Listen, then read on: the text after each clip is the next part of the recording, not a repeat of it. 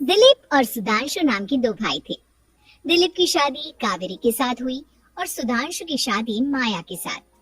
शादी के बाद दोनों भाई अपनी अपनी पत्नी के साथ खुशी खुशी रहा करते थे। दोनों भाइयों के परिवार एक ही घर में रहता था, साथ में खाना, साथ में घूमना। कुल मिलाकर दोनों भाइयों का परिवार खुशहाल परिवार था। कुछ सालों के बाद दिलीप की पत्नी कावेरी को एक बेटा हुआ। भैया, आज मैं बहुत खुश हूँ, चाचा बन गया हूँ मैं। हाँ भाई साहब, इस बच्चे के घर में आने से तो रौनक आ गई है। मैं सबको बताऊंगी कि मैं तो चाची बन गई हूँ, चाची। तुम दोनों कितने अच्छे हो। हमारे बच्चे के आने से ऐसे खुश हो रहे हो जैसे ये बच्चा तुम्हारा ही हो। बस भैया, अब आपका बेटा इस दुनिया में आ गया ना, हम भी कोशिश करेंगे कि हमारा भी बच्चा जल्दी से इस दुनिया में आ जाए। और फिर आपका और हमारा बच्चा दोनों मिलकर दिन भर घर के आंगन में खेला करेंगे। कितना मजा आएगा ना। सच कहती हो माया, मैं भी उसी दिन का इंतजार कर रही हूँ जब तुम्हारी भी गोद भर जाएगी और मेरे बेटे को एक छोटा भाई या बहन मिल जाएगी। 1 साल बीत जाता है।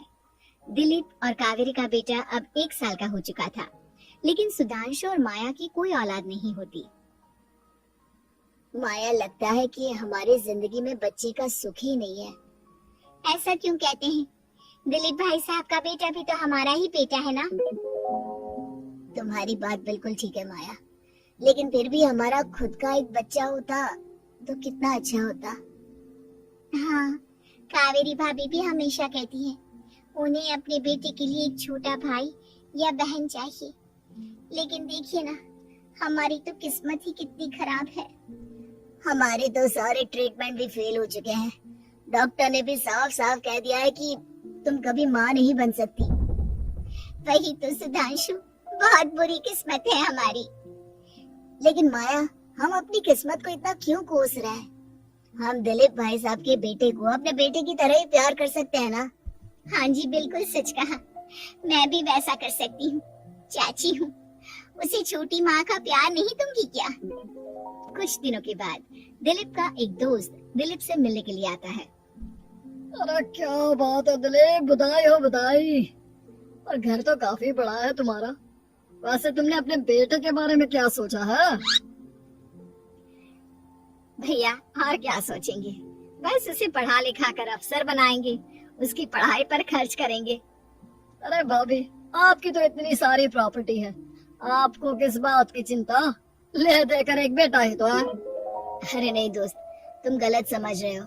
इस घर में मैं और मेरा छोटा भाई दोनों रहते हैं। इस घर का आधा हिस्सा मेरे छोटे भाई का है। अच्छा, कितने बच्चे हैं तुम्हारे छोटे भाई के? भैया, उनके साथ ना कुछ प्रॉब्लम है। मेरी देवरानी कभी माँ नहीं बन सकती। अरे फिर किस बात की चिंता? अरे मैं तो कहता हूँ अपने बेटे के भविष्य के बारे में सोचिए ही मत। बस ये घर उसके नाम करवा दीजिए। देखिए, आपके भाई का भी कोई बच्चा नहीं है तो सब कुछ आपके बेटे को ही मिलना चाहिए। लेकिन ऐसा करना क्या सही होगा? अगर उनका बच्चा नहीं है तो क्या हुआ? ये घर आधा उनका है, उनकी जो मर्जी है वो करे। अरे कैसी बात करते हो? उनकी कोई औलाद नहीं है, वो क्या करेंगे प्रॉपर्टी अपने नाम रखकर? हाँ, वैसे भाई साहब, आपकी बात तो बिल्कुल सही है। अब जो कुछ भी है वो हमारे बेटे का ही तो है। आखिर वही तो इस घर के वंश को आगे बढ़ाएगा। मैं कल ही देवर जी से बात करती हूँ। अगले दिन सुधांशु और माया, इधर आओ। तुम दोनों से बहुत जरूरी बात करनी है मुझे। बताइए ना भाभी, क्या बात है? आपको कहीं जाना है तो आप अपने बेटे को मेरे पास छोड़कर जाइए, मैं ही पूरा दिन रख लूंगी उसे। अरे नहीं माया, वो तो मुझे पता है। मैं किसी और चीज के बारे में बात करना चाहती हूँ। बताइए ना भाभी, क्या बात है? देखिए देवर जी, आपका कोई बच्चा है नहीं, लेकिन मैं जानती हूँ कि आप हमारे बेटे को अपने बेटे की तरह ही प्यार करते हैं। भाभी, बेटे की तरह नहीं, वो हमारा ही बेटा है। मेरे लिए तो वो मेरा ही बच्चा है। वही तो फिर क्यों ना ये सारी प्रॉपर्टी हम मेरे बेटे के नाम करवा दे, क्योंकि तुम्हारा हो या मेरा, हम सबका एक ही तो है बेटा। लेकिन भाभी, अभी तो वो सिर्फ 1 साल का है। अभी से प्रॉपर्टी उसके नाम करवाने का क्या मतलब है? देखिए देवर जी, जो काम जितना जल्दी हो जाए ना उतना अच्छा। आने वाले वक्त का क्या भरोसा। भाभी भरोसा क्यों नहीं, हम तो हमेशा आपकी बेटी को माँ बाप की तरह ही प्यार करेंगे। हाँ लेकिन फिर भी मैं चाहती हूँ कि ये सारी प्रॉपर्टी मेरी बेटी के नाम हो जाए। अब मुझे नहीं लगता तुम दोनों को इसमें कोई भी परेशानी होगी, है ना? भाभी वैसे तो आप जो कह रही हैं वो बहुत जल्दबाजी है, लेकिन फिर भी अगर आपको ऐसा लगता है तो ठीक है, कल ही प्रॉपर्टी के पेपर बनवा लीजिए, मैं और माया उस पर साइन कर देंगे। इस तरह से अगले दिन प्रॉपर्टी के पेपर बनवाकर सारी प्रॉपर्टी दिलीप और कावेरी के बेटे के नाम पर करवा दी जाती है। कुछ दिनों के बाद सुधांशु, सुबह सुबह ये कौन लोग आ गए हैं तुम्हारे घर पर? भैया वो ऊपर वाला कमरा खाली पड़ा था ना, सोच रहा था किराएदार रख देता हूँ। लेकिन किराएदार रखने से पहले आपने हमसे पूछा भी नहीं। भाभी इसमें आपसे पूछने वाली क्या बात थी, हमें एक ही कमरे की जरूरत थी, इसलिए सोचा दूसरा कमरा किराए पर दे देते हैं, कुछ इनकम हो जाएगी।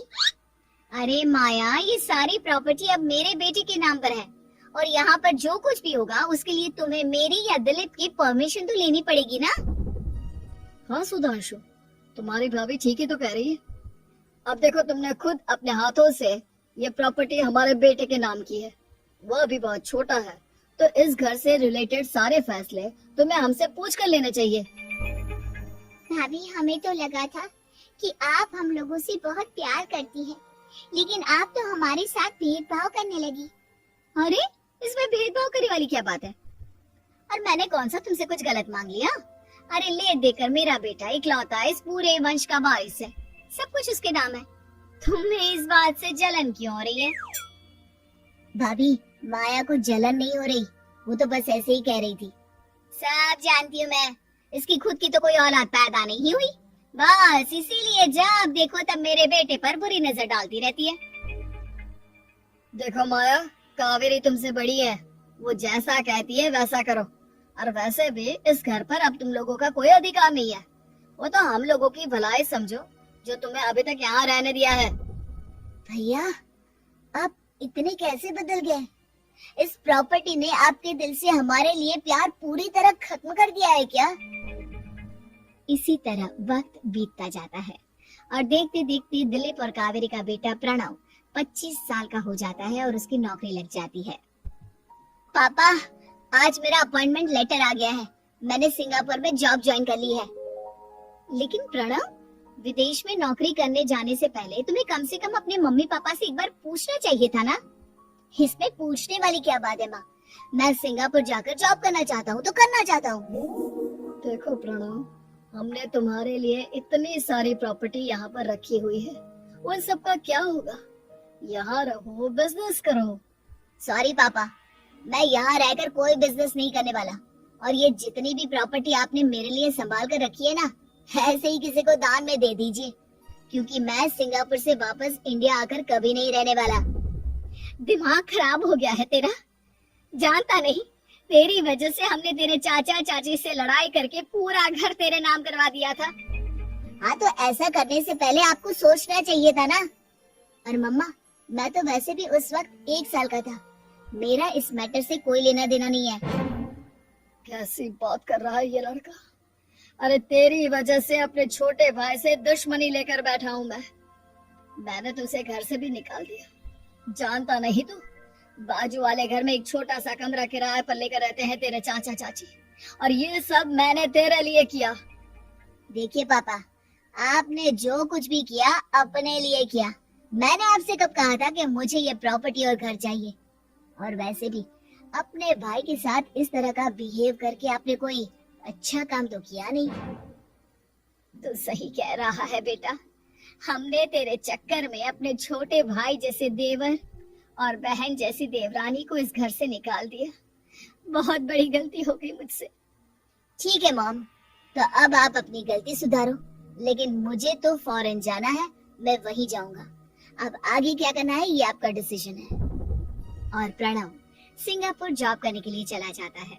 कुछ दिनों के बाद जब दिलीप और कावेरी को अपनी गलती का एहसास होता है तो वो सुधांशु के घर पहुंचती है।